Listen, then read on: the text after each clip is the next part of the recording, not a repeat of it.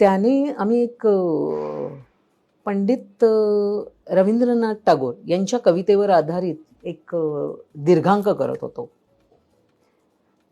तर ते करत असताना आधी सुरुवातीला खूप पात्र होती, 14-15 पात्र होती. आणि मग त्या ह्याच्यात विविध पद्धतीने तो मांडत होता की ते नृत्य काव्य असेल, अमुक तमुक. त्यामुळे रिहर्सलचा 2-2.5 महिन्यांचा कालावधी. पण ठीक आहे, मला ते परवडत होतं, कारण का संध्याकाळनंतर एक लिहूनच होतं. पण मी येणार तेवढ्या तालमी.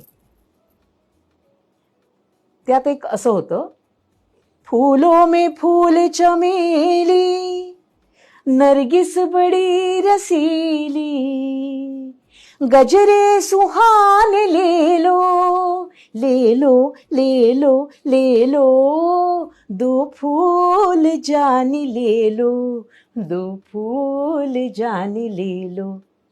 हे असं होतं. मला म्हणाला, हे तू गायचंस. म्हटलं, अरे आपलं असं काही ठरलं नव्हतं. नाही नाही, हे तू गायचंस.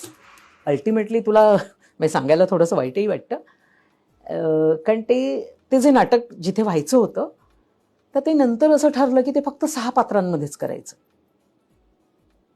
आणि मग ते 6 पात्रांमध्ये करताना त्याला मग सगळ्या फक्त तरुण मुलीच हव्या होत्या, थोडं वयवाल्या नको होत्या. त्यामुळे माझा पत्ता कट झाला. आणि मग त्याने इतर मुली ज्या नवख्या होत्या त्यांच्याबरोबर काम करत असताना त्यांना तो आवर्जून सांगायचा. मला तोंडावर तो म्हणाला नव्हता हे जे वाक्य आता तू म्हणालीस आहे, तो आवर्जून म्हणायचा की अरे ती तालीम करत नव्हती का आपल्याबरोबर इतके दिवस, ते वापरायचं, ते सगळं करायचं तुम्ही, कळलं का.